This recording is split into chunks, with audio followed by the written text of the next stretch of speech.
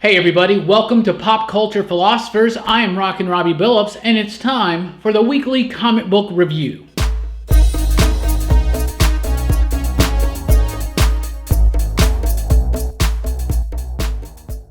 Alright gang, that's right, weekly comic book review. That is the show where I read a lot of comics, and I tell you what I thought about them, and we always start with the pick of the week. This week, no surprise, Doom Patrol number 4. You know that I love DC Young Animal. You know I love Doom Patrol. It's been a long time. This book's been a little bit late, but one of the things that I really appreciate about Gerard Way, who is the overall editor of DC Young Animal and the sole writer of Doom Patrol, is that he was honest about it. He kept us up to date. If you follow him on social media, he let us know the book is late. Here's why. I'm so sorry. Here's some nice artwork from it. He lets you know. A lot of creators don't even mention it when their books are late. I really like this. Of course, Gerard Way has a lot invested in this imprint. DC Young Animal is perfection, and I love Doom Patrol. Doom Patrol is amazing. If you loved the Grant Morrison run on Doom Patrol or any of the crazy, weird, zany runs on Doom Patrol, you'll love this book. It harkens back to the past, but it sets a new blazing trail ahead into the future. This is awesome. Gerard Way's his writing is so good. I love it. I love True Lives of the Fabulous Killjoys, The Umbrella Academy, the one issue of Edge of Spider-Verse that he did. I really, really like his stuff. So, man, this book is so good, and it was so well worth the wait. I cannot tell you guys how good Doom Patrol is. Seriously, I don't care if you've never read anything before. You're going to be confused because it's a Doom Patrol book, but even amidst the confusion, you will still enjoy this book. At least I think you will. Young Animal is zany, and it's weird, and it's out there, and it pushes the envelope of what a comic book can be just a little bit. If you liked Vertigo in the 90s, like seriously, if you liked stuff like Sandman and The Invisibles and Transmetropolitan, read this book. It totally has that feel and vibe of Vertigo in the 90s, but it adds this element of fun to it that Vertigo didn't really have on every single book. For instance, if this didn't make my pick of the week just because Doom Patrol number 4 was amazing, he's got this thing at the end, and he's already shared it, so I'll share it real quick, but Bane's coloring corner, oh my goodness, guys, this stuff cracks me up. I don't know if you can see it, but there's like 3 Bane coloring book little pages in there, and it just cracks me up. It is so good, and I have ranted and raved about Young Animal so much, but give it a chance, absolutely. Cave Carson, Mother Panic, Shay the Changing Girl, but especially Doom Patrol. You may have to wait a little bit longer in between issues, but it is so well worth it. Also at DC Comics this week, we got the Kamandi Challenge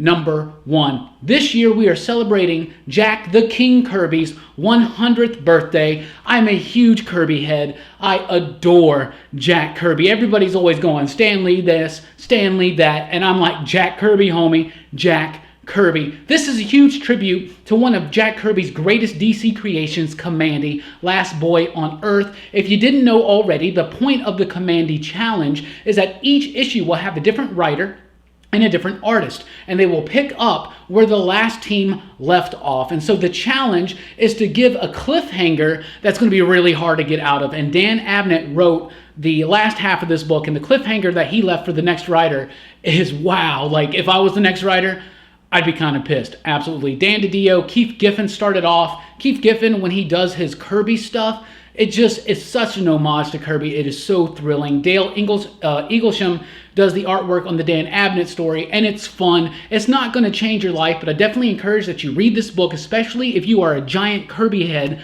like myself, and you will want to read it issue to issue because of the challenge aspect of it. This isn't something that you're going to read and reread over and over and over again like V for Vendetta or anything like that. But it's fun, and definitely issue to issue is the way to go with this one in particular. It's great. You got to check it out. The Kamandi Challenge, if you can get a hold of it, check it out. We also got this new Wonder Woman book from DC. It's called Odyssey of the Amazons. It is written by Kevin Griveau, I believe is the name, and art by Ryan Benjamin.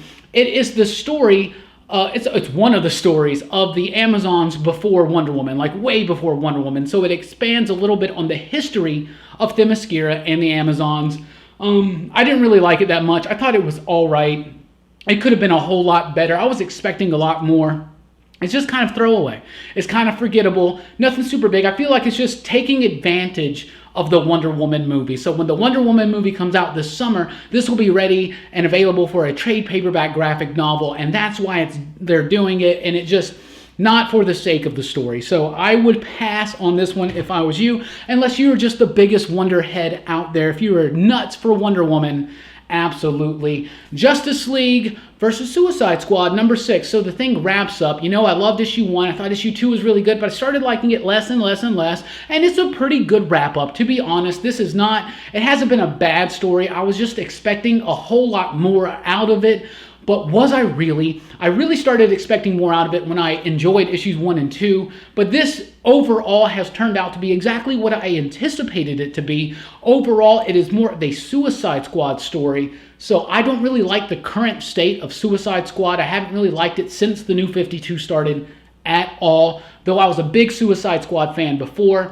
So because of that, like, it's all right. I do like Amanda Waller. I think she's one of the most amazing characters at DC. So I like that the spotlight's been put on her. And I love Max Lord, absolutely. But I'm not the biggest Lobo fan. But the biggest thing to come out of this for me, aside from Max Lord, because I'm a huge Max Lord and Amanda Waller fan, but is Killer Frost. I actually have enjoyed Killer Frost in this book, and that's really, really cool. I'm not spoiling anything, but you know that they're trying to kind of go into the hero zone with Killer Frost. Maybe because of the Flash TV show. You got Caitlin Snow on there. She's now developing those powers on that show, if you watch that. So you don't want her to be so super supremely evil in that, right? So maybe in the comics to kind of tone it down just a little bit, make her a little bit more of a hero. But I do like that. I think it works really well. And speaking of which, here is the Killer Frost Justice League of America Rebirth one-shot. Is the final out of 4 Rebirth one-shots leading up to Steve Orlando's brand new Justice League of America series. I was really worried when I first saw the lineup because it had Lobo and it had Killer Frost in it, but I'm totally sold on Killer Frost. And at the end of Justice League versus Suicide Squad, I'm kind of down for the Lobo thing because I think it's just going to be temporary.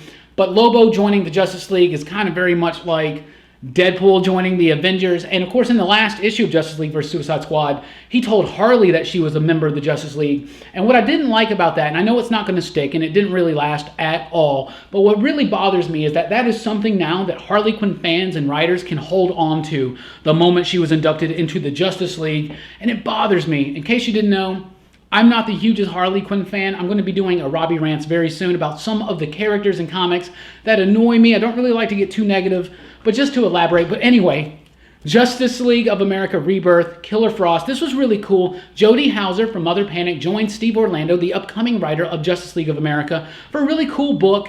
It's not essential, right? I would go back and read the villains. Remember the 3D villain covers? Read the Killer Frost one of that. Read this Justice League vs. Suicide Squad. Then read this. Definitely read this after Justice League vs. Suicide Squad number 6. It's not like it doesn't spoil anything for you, but this takes place after. So definitely read that. Read this after you read Justice League vs. Suicide Squad number 6. But I enjoyed this book. I thought it was really, really cool. It had art by Mirka Andolfo, and I liked it. I did think it was all right, but it wasn't as good as, say, the Ray or even the Vixen series, a Rebirth one-shot that I really liked. Wonder Woman number 15. We start The Truth. Greg Rucka is doing 2 stories, we know this, set in the past and one set today. This continues on the story that is set in the current continuity, the today, modern time continuity. The first story was The Lies. This is The Truth. It's really, really cool. We know where Diana is in the state that she's in. If you read this book, she's kind of out of it.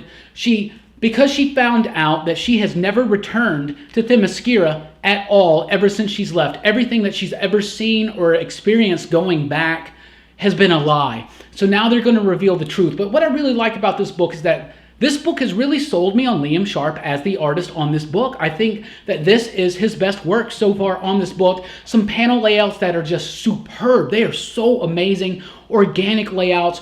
Really like dark foreboding foreshadowing in here. Greg Rucka's doing a really good job, and he's got a long-term plan for Wonder Woman, and I am down for it.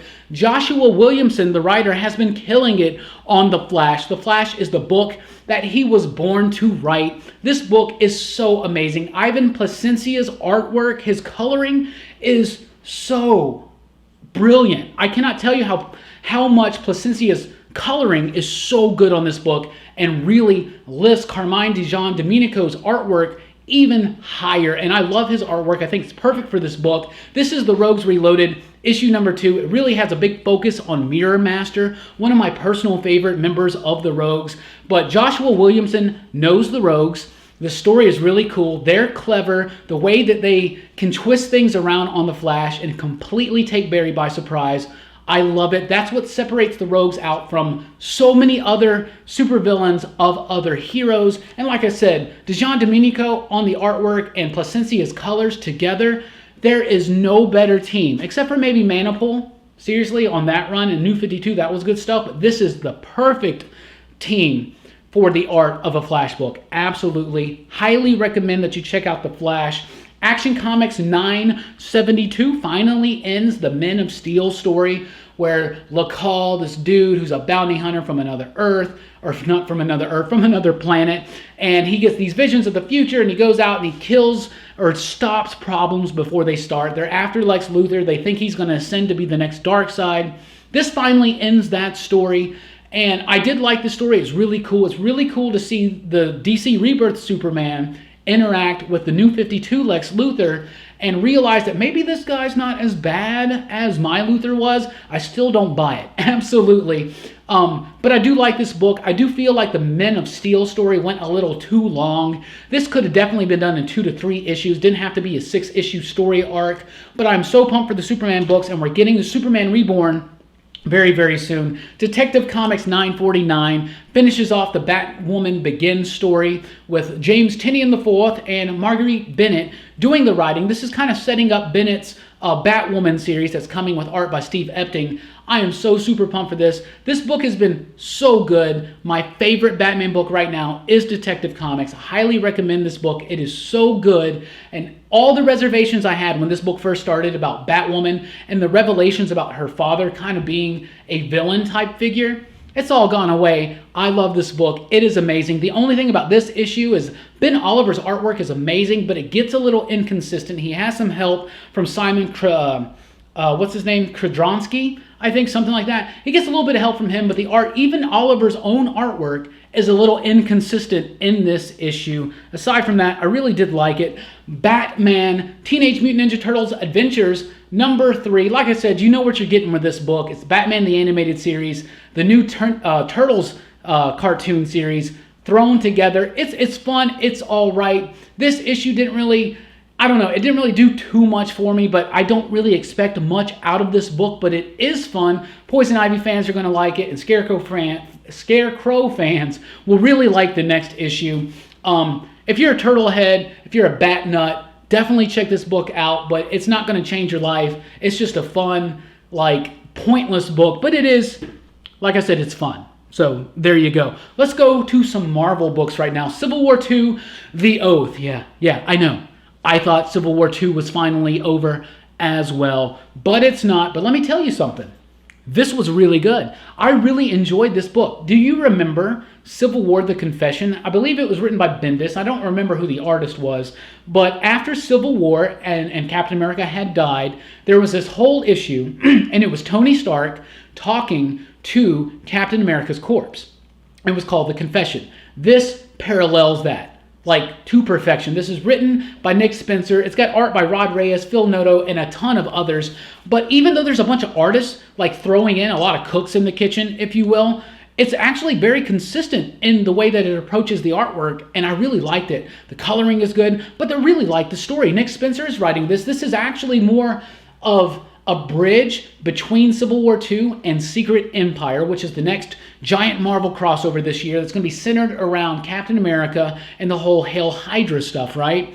So it's kind of a bridge between, it's more of a bridge between those two series than it is an epilogue. but it's really good. I really liked it. It speaks a lot about the current political climate in America. It really does, but it also speaks a lot about the comic book industry and Marvel in particular. Nick Spencer, I think he knocked it out of the park with this one. It's $4.99, but because of the way Spencer writes, this book takes you like 15 to 20 minutes to read. It's really dense. There's a lot of stuff in here, even though it's mostly Captain America talking. It's got me really excited for Secret Empire. Like seriously, I'm kind of pumped now for Secret Empire, and I stopped reading Captain America because I just really didn't like it. Nick Spencer's very long term, so I'm going to go back. I'm going to reread some of this Cap stuff and get ready for Secret Empire. I hope you do too. Hulk #2. I was highly impressed with issue 1. Very impressed with issue 2.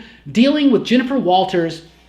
Jennifer Walters as She-Hulk was never one of my favorite characters. As a Fantastic Four nut, I like her a little bit because she replaced the Thing for a little bit in the John Byrne run in the 80s, if you remember. But I've never been the hugest fan because she kind of had everything under control. She was a very positive character, and I did like that about her. But I really like this take on Jennifer Walters after the events of Civil War II, you know, almost dying, having her friends die, having her cousin killed by the Avengers, by Hawkeye actually, and then having Hawkeye acquitted of that and no punishment. Like, she is dealing with post-traumatic stress disorder out the yazoo, and I really like this book. It puts a new spin onto She-Hulk, and that's why it's called Hulk now. It totally makes sense. All you people out there are like, oh, they gotta switch everything up, all the races, all the genders. No, it makes total thematic sense to call this book Hulk right now. This book is amazing. The only thing, Marvel, people are going to get really tired if she doesn't completely Hulk out very, very soon. I'm going to say that. I'm down for it. I like it. I get what you're doing, but a lot of the fans, their interest will wane if she doesn't just go balls to the wall very, very soon. Infamous Iron Man #4. It's the Doctor Doom Iron Man book. I do enjoy this book. Bendis and Lee are doing a decent job. I am not so certain, like I said in past videos, about Victor's mother being kind of like his first villain in this series. I don't really like that, to be honest with you, but we will see how it unravels, how it develops. But overall, Infamous Iron Man is a good, solid book, guys. I recommend it. I'm a Doom fan, so I'm going to read it no matter what. But I do wish this book was called The Invincible Doom, and I don't like it when people in the book refer to him as Iron Man. He's always Doom to me. He'll always be Doom to me. Anyway, Thanos #3. I think Doctor Doom is one of the most badass characters, period, in fiction, much less one of the greatest villains of the Marvel Universe. A lot of people think it's Thanos. I got into this whole big thing today. Thanos, to me, is supremely overrated and overpowered. His power set is completely inconsistent from book to book. I'm over Thanos, guys. I'm so over it. This book, it's all right. But what happens in this book, you got Thanos. He's found out that he's got cancer. He's near death. So why is he still able to take on the Imperial Guard almost like it's nothing? I'm so over Thanos. I'm over Thanos. Like, I'm not the biggest Mike Deodato talking about the book. Mike Deodato Jr. does the artwork. Not the biggest fan of his stuff, to be honest with you. I like Jeff Lemire, but I am so done with his character, guys. It's just so much. Like, why? When did Thanos become such a badass? Like, talk to me down in the comments below. If you're a huge Thanos guy and you think that his power level and how big and bad he is actually how it's supposed to be, let me know, please, because to me, he's just so overrated, so overpowered. I'm done with it. I'm done with it. And I'm telling you, in Avengers Infinity War, they're going to take him out in the dumbest, cheesiest way possible. If they do it like Infinity Gauntlet, he takes himself out, basically. He kind of defeats himself in that book. That's what B-Dubs Brian Weaver said today. I got a few B-Dubs in my life.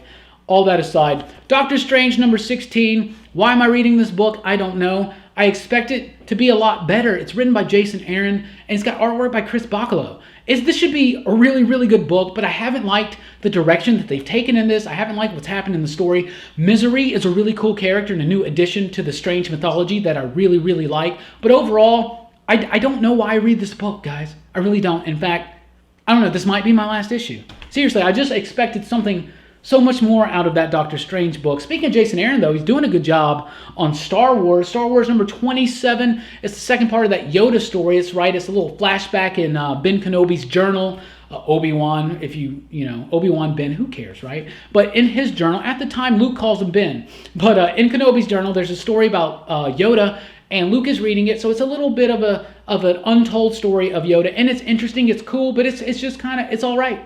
It's like, it's all right, and it's good, and Salvador Larroca is doing the artwork, who was working on Darth Vader, and it's a really good story. It's not bad, guys. It's not bad, but it's not blowing me away. It's not changing my life or anything like that, but it's a good, solid story, and it's really cool to see Yoda in the Star Wars book because we haven't really seen him yet, and that's interesting.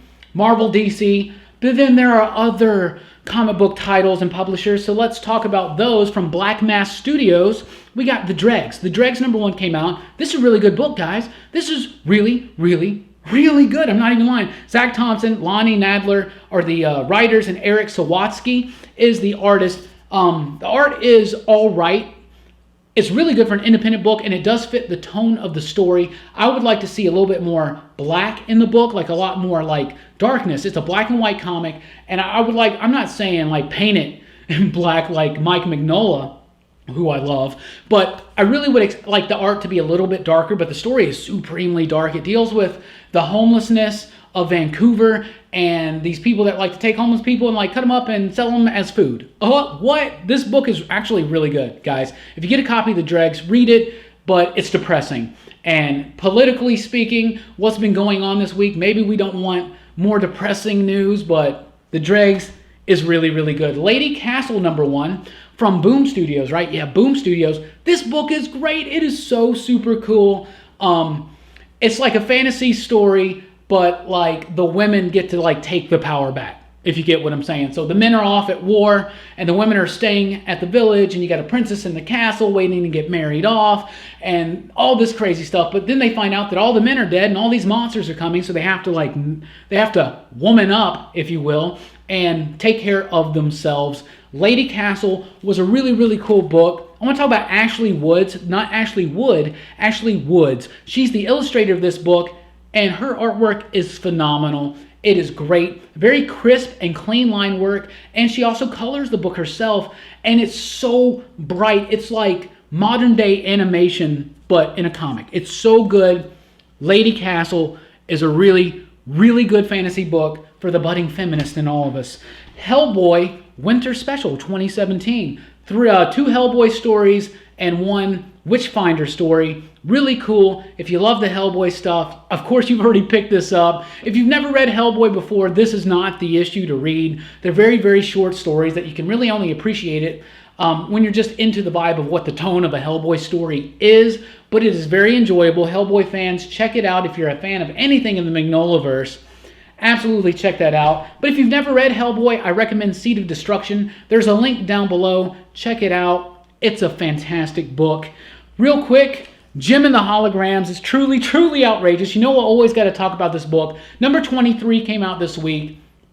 Kelly Thompson kills it on this book. This book is so enjoyable. I love it. I've been ranting. I've been raving. I put a Hellboy book 1 link down below. I'm going to put a Jim and the Holograms book 1 link down below because I dare you to read this book and not like it. I double dog dare you to read this book and not like it. It's one of my favorite comic books. Everything about it just blows me away. It's fun. It's real. It's deep. But it's like, it's so light but rich at the same time. I cannot tell you how much I love this book.